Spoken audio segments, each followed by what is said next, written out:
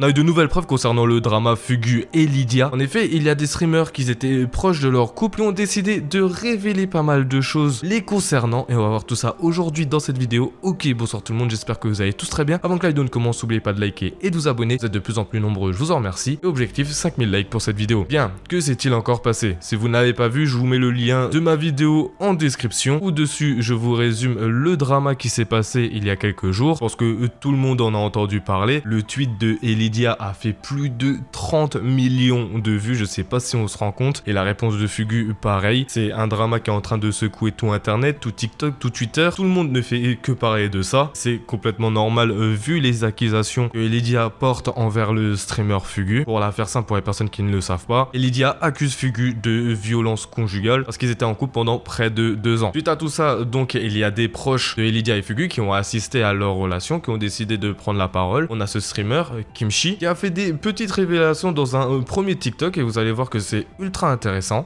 Bon, il est 4h du matin et je vais prendre la parole parce que j'en ai un peu marre des gens qui racontent n'importe quoi sur internet, c'est-à-dire les gens qui pensent savoir et qui disent littéralement n'importe quoi, qui inventent des choses. Il y a pas mal de personnes qui déjà me reprochent du fait de parler maintenant, d'ouvrir ma bouche maintenant, de retourner ma veste, etc. Si vous ne savez pas, fermez-la. Voilà, je vais vous dire les termes, fermez-la. Pour être rapide, dès que j'ai vu le tweet, ouais, c'est Fugu le frappeur de femmes, je sais pas quoi, qui date d'il y a des mois, j'ai envoyé un SMS à Maxime pour lui demander « Salut, est-ce que c'est vrai ce qui se dit sur Twitter, etc. » Parce que bah, je vais pas prendre parti sans avoir la version de Fugu, tu vois. Donc je lui ai demandé et sa réponse était je peux rien te dire, je suis désolé. Je peux faire confiance à personne. Réaction très banale finalement d'une personne qui n'a rien à se reprocher. Il y a pas mal de comptes TikTok aussi qui reprennent des clips de mes lives. Bon, merci beaucoup, c'est super cool, c'est super gentil. Mais il y a quelques clips qui sont sortis de leur contexte et qui ont fait un peu parler d'eux. Comme quand je dis que j'ai beaucoup de femmes sur mes lives parce que je respecte les femmes et que je ne frappe pas les femmes, etc. Ça fait 5 ans que je stream et ça fait 5 ans que je fais de la prévention vers ma communauté, à ne pas faire confiance aux gens sur internet, à respecter les femmes, etc. etc. Pas parce que je suis un BDG, parce que ça j'en ai rien à foutre des femmes, mais juste parce que je les respecte, parce que je suis un humain normal, voilà. Suite à ce TikTok, il m'a envoyé un message comme quoi c'était très mauvais de ma part et que ces TikTok vicieux en disaient beaucoup sur ma personnalité. Ce sur quoi je lui ai dit en fait que c'était pas moi qui faisais des TikTok, mais c'était des comptes clips. Mais qu'en plus de ça, je ne le pointais pas lui, que je faisais la prévention comme à mon habitude en fait. Ce à quoi il m'a répondu oui, allez King Kong.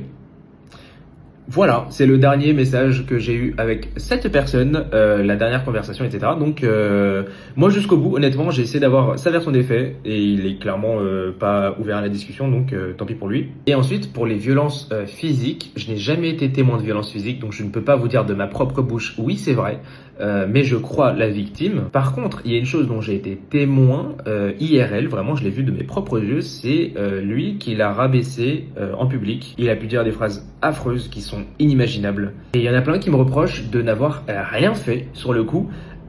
Si, en fait, parce que, encore une fois, si vous ne savez pas, fermez-la. Déjà, de 1, je réconfortais la personne qui se faisait rabaisser et insulter, etc. Et de 2, je prenais l'autre personne et je lui disais, mec, t'es un mec toxique, t'as une relation toxique, t'es le pire petit copain. Qu'est-ce que je peux faire de plus dans cette situation à part réconforter l'une et faire la morale à l'autre? Voilà, dites-moi, parce que peut-être que vous avez une meilleure solution, mais moi, de mon point de vue, c'était la meilleure solution. Bref, malheureusement, Internet pourra toujours reprocher des choses à une personne qui est irréprochable. C'est un sujet très sérieux en plus de ça. Le féminicide, les refs, c'est quelque chose d'énorme dans le monde entier, mais aussi beaucoup en France. C'est très grave et c'est plus commun que vous ne le croyez. Donc on va pas laisser passer ça et n'oubliez pas, respectez les femmes. Merci beaucoup. Bon, dans un premier temps, ce streamer insinue que Fugu a énormément de choses à se reprocher, tout simplement parce que il n'a pas forcément répondu au premier drama qu'il y a eu lieu il y a de cela quelques mois, car oui, il y a un tweet qui a fait énormément de statistiques disant que Fugu était un frappeur de femmes sans réellement apporter de preuves, et maintenant ça se confirme après que Lydia ait fait un énorme post dessus. Bien évidemment, on n'a pas encore les preuves et on n'a pas le témoignage du deuxième côté qui est du côté de Fugu, et on attend encore sa vidéo qui va sortir sûrement prochainement. Mais ce qui est ultra intéressant, c'est que dans la deuxième partie de son TikTok, il dit qu'il a été témoin non pas de violence physique mais de violence psychologique, et que justement leur couple était ultra toxique avec des actions ultra déplacées, et il va encore plus nous le confirmer dans un deuxième TikTok où là il va partir plus en détail concernant cette histoire, disant que carrément Fugu a laissé Lydia toute seule en plein milieu de Paris, qu'il a eu des comportements super toxiques qui sont durs à voir et durs à entendre. Fugu, je le connais depuis 2-3 ans, ça fait des années qu'on se connaissait, etc. Je le considérais comme un pote, il me considérait comme un pote, etc. On joue ensemble, et sauf que j'étais au courant de la relation avec Elidia, de Fugu et Elidia, j'étais au courant depuis, et j'étais témoin en fait de pas mal de choses IRL quand on se voyait, à 3 ou à plus, des embrouilles. Et quand je vous dis des embrouilles, c'est des embrouilles, sa mère. Il était très toxique, il l'a rabaissé en public, il a déjà juste abandonné à Paris la nuit. C'est-à-dire que la nuit, il s'embrouillait. Et j'étais au milieu des deux, j'étais en mode ouais Célia t'inquiète pas, il pense pas ce qu'il dit, etc. Là il dit qu'il t'aime pas, il est juste énervé, t'inquiète pas, il le pense pas. Lui à côté qu'est-ce qu'il fait? Si je pense tout ce que je dis. Nique ta mère frère, je suis là, j'essaye de rabibocher votre relation, j'essaye que tout se passe bien, que... Non, nique sa mère frère. Il fait non je pense tout ce que j'ai dit là, tout ce que j'ai dit pour la rabaisser, etc. Je le prends. Bah qu'est-ce que tu veux que je fasse? Célia elle me regarde en pleurant.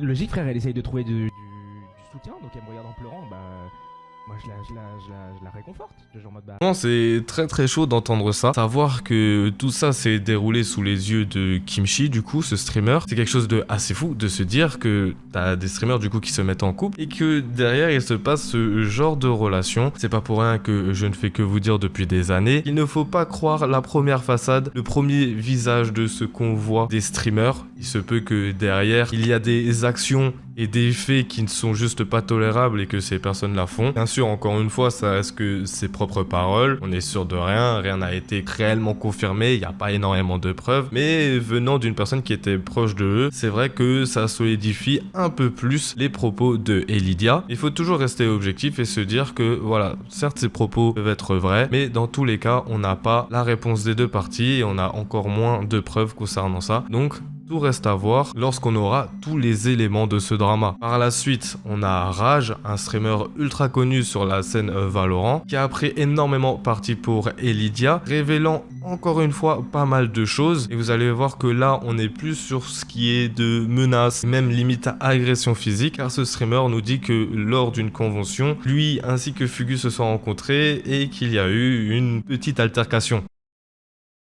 Vous le voyez très bien. Hier, j'ai fait un live où je dis que cette personne est venue à Evry directement faire l'ancien, me menacer pour que je tombe avec lui. Où je dis que Zeish et Fatih m'ont défendu, tout ça, pour éviter que ça parte en cacahuète. Là où il y avait avec lui son pote Costachu et tout ça et tous les autres. Il a republié, vous le voyez très bien les amis. Comme je vous le dis, il menace comme quoi il a des preuves, comme quoi il va parler, il a rien à dire. Quand je vous dis que ce mec, il est juste fou. Il est fou. Ce mec est fou. Je vous dis, les humains sur internet, ils s'en foutent. Il s'en fout. Il a... mon gars, tu sais que c'est KO. Tu tentes le tout pour le tout. Ne joue pas la carte de la folie. T'es KO, c'est comme ça. Maintenant, il faut assumer, gamin. Tu lèves la main sur les femmes, il faut assumer. Il faut assumer, c'est comme ça. T'as toujours eu peur de lever la main sur les hommes, mais tu le fais en privé sur les femmes. C'est comme ça, il faut assumer, mon gars. Petite salope que tu es. C'est tout ce que tu mérites. Et encore, c'est même pas 1% de ce que tu mérites réellement. C'est même pas 1%. Tu mérites la peine de prison. Tu mérites une amende à 1 million. Tu mérites d'être enfermé à vie. Espèce de petit manipulateur que tu es. C'est comme ça maintenant. T'as voulu manipuler, abuser de moi, détourner les gens contre moi. Maintenant, il faut assumer, gamin. Il faut assumer. Quand je vous dis que ce mec est fou, il s'amuse encore à republier des choses. Il faut assumer, gamin. Ça t'apprendra à frapper des meufs. C'est que ton pote, là, ton meilleur ami dans mes vidéos, le petit Curly, Costa et tout le reste, ils sont tous au courant. Mais tu te la masques. Ils sont tous au courant. Tous. Et tous ces créateurs de contenu là qui se la masquent aussi pour protéger leur image publique, ils sont tous au courant. Tous. Et ils ont été prévenus. Je leur ai envoyé un DM. Ils sont au courant. Quand je vous dis, ne croyez pas tout le monde. Ces gens-là sont fous. Ils sont fous. Bon, on remarque que ce créateur de contenu est quand même assez direct. Ça se voit qu'il a plus quelque chose de personnel envers Fugu qu'objectif concernant ce drama. Quand il parle de Evry, il était présent lors des Champions 2025, donc un événement autour du jeu Valorant. Et comme il nous le dit, du coup, il y a eu une altercation entre les deux, car Fugu devait être présent, du coup, sur place, et que ça a sûrement vite dérapé. Ce que Rage mentionne, c'est que pas mal de créateurs étaient au courant parce que il a lui-même envoyé des messages parce que ça devait être sûrement l'un des premiers au courant à d'autres créateurs de la scène de Valorant et les accuse maintenant de soit pas prendre parti, soit ne pas réellement s'exprimer publiquement, ce qui a forcément fait énormément réagir et c'est là où on voit que ce drama part dans tous les sens parce que tout le monde se met des balles à blanc accusant d'autres streamers de ne pas prendre parti, etc. Dans tous les cas, il est très difficile en tant que créateur de contenu de prendre position, même si là ça s'avère être complètement vrai, qu'il y a énormément de personnes qui la défendent et qui la soutiennent. Il est vrai que pour des personnes qui sont sur la scène Valorant, c'est beaucoup plus important de prendre parti parce que ça fait partie de cette même sphère et il est vrai que si tout ça s'avère être vrai, que ces personnes-là disent détenir des preuves, il est sûr que Elidia a le soutien de tout le monde et c'est incontestable. Bien sûr, comme dans tout drama, je me répète, faut quand même avoir un recul dessus et attendre les deux parties avec toutes les preuves et ce que la justice dit à ce sujet. Vous, dites-moi ce que vous pensez de tout ça en commentaire et n'oubliez pas de liker et de t'abonner.